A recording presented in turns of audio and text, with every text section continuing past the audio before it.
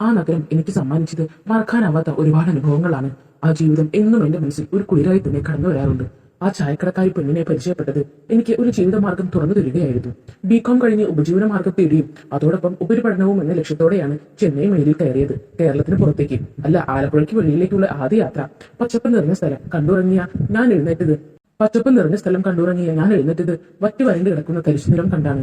അല്പനേരത്തിനുള്ളിൽ central station എത്തി. ആൾക്കൂട്ടത്തിന് നടുവിലേക്ക് ഇറങ്ങിയപ്പോൾ ഒന്ന് പതറിയെങ്കിലും ചിരപരിചിതനെ പോലെ പുറത്തേക്ക് നടന്നു. കയ്യിൽ ഒരു ട്രങ്ക് പെട്ടിയും തോൾസഞ്ചിയും മാത്രം. റെയിൽവേ സ്റ്റേഷന് വെളിയിൽ എതിരേറ്റത് റിക്ഷക്കാരുടെ കൂട്ടമാണ്. അവരുടെ ഇടയിൽ നിന്ന് ഒരു വിധേന വെളിയിൽ കടന്നു. എങ്ങോട്ടെന്നില്ലാതെ മുന്നോട്ട് നടന്നു. അല്പം കഴിഞ്ഞപ്പോൾ ഒരു റിക്ഷക്കാരൻ മുന്നിൽ കൊണ്ടുവന്ന് നിർത്തി. അല്പം മുതിർന്ന ഒരാൾ പത്രക്കടലാസിലെ വിലാസം കാണിച്ച അയാളെ വിശ്വസിച്ച് റിക്ഷയിൽ കയറി. പഴയ ഒരു കെട്ടിടത്തിന് മുന്നിൽ നിർത്തി അയാൾ 5 രൂപയും വാങ്ങിപ്പോയി. അങ്ങനെ മദ്രാസിലെ ആദ്യ ദിവസം. ഈവനിംഗ് കോളേജിൽ എംകോമിന് അഡ്മിഷൻ വാങ്ങി. അവിടുത്തെ ഒരു സ്റ്റാഫിന്റെ സഹായത്താൽ 10 മിനിറ്റ് നടന്നാൽ എത്താവുന്ന ദൂരത്തിൽ റൂമും എടുത്തു.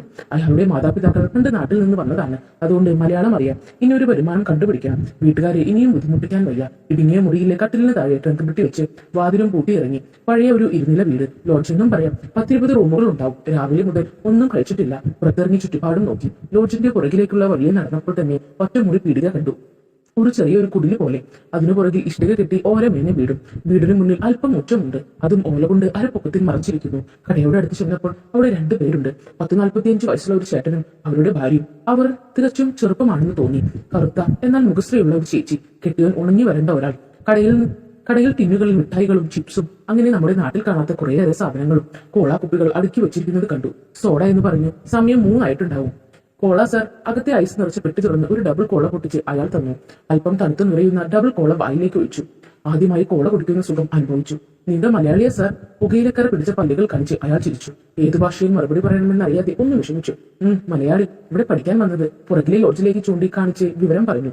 അയാൾക്ക് മലയാളം നന്നായി മനസ്സിലാകും. അയാൾക്ക് മാത്രമല്ല അയാളുടെ ഭാര്യയ്ക്കും. അവർ കടയുടെ പുറകിലെ വാതിൽ തുറന്ന് വീട്ടിലേക്ക് പോയിരുന്നു. അയാളിൽ നിന്നാണ് അറിഞ്ഞത് ആ കോളേജിൽ വരുന്ന മിക്കവാറും കുട്ടികൾ ആ ലോഡ്ജിലാണ് താമസമെന്ന്.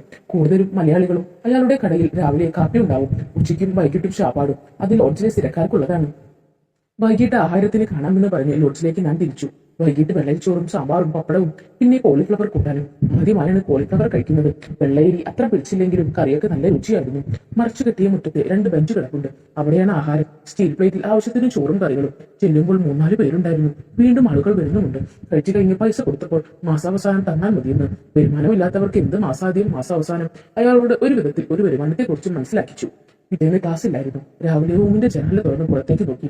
താഴത്തെ കടയുടെ മുറ്റത്തേക്കാണ് ജനാല തുറക്കുന്നത്. മുറ്റത്ത് കയറി വരുന്നിടത്ത് എന്തോ പൊടി കൊണ്ട് കളം വരയ്ക്കുന്ന ഒരു പെണ്ണിനാണ് കണ്ടുപതിഞ്ഞത്.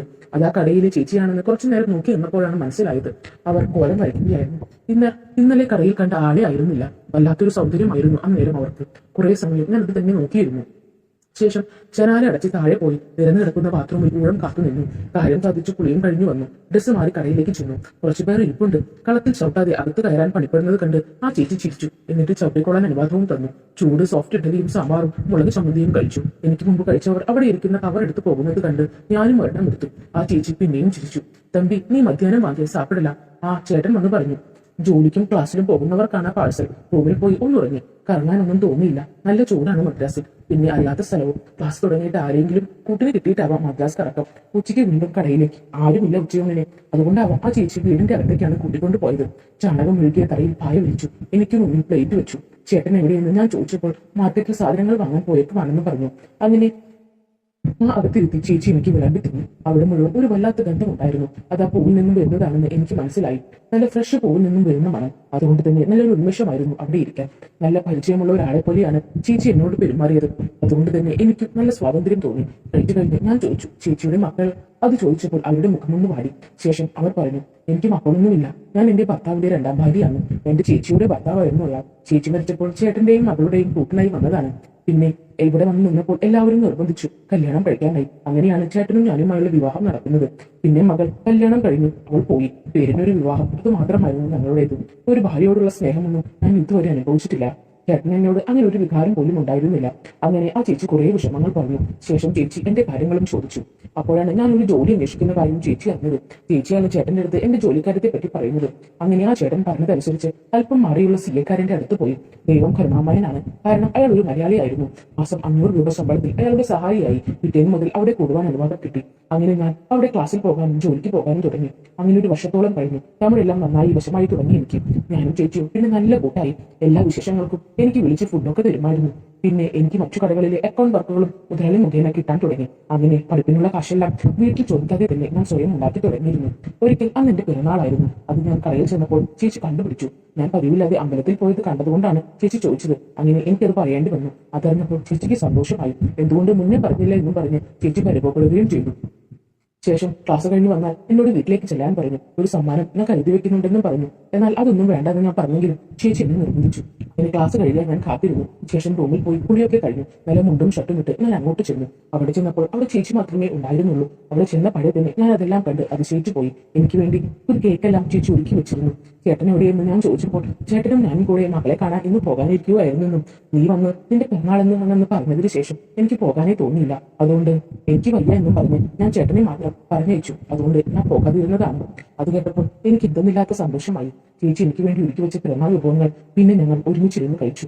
അങ്ങനെ മറക്കാൻ കഴിയാത്ത ഒരു പിറന്നാൾ രാത്രി ചേച്ചി എനിക്ക് ആ കുടിയിൽ വെച്ച് സമ്മാനിച്ചു. പിന്നെ എന്റെ പഠിപ്പ് കഴിയും വരെ ഞാൻ അവിടെ തന്നെയായിരുന്നു. ശേഷം ചെന്നൈയിൽ തന്നെ എനിക്ക് നല്ലൊരു ജോലിയും കിട്ടി. അത് അവിടെ നിന്നും കുറച്ച് ദൂരെയായിരുന്നെങ്കിലും ചേച്ചിയെ കാണാനായി ചേച്ചിയോട് ചായ കുടിക്കാനായി ഞാൻ ഇടയ്ക്കിടയ്ക്ക് പോകാറുണ്ടായിരുന്നു അങ്ങോട്ട്.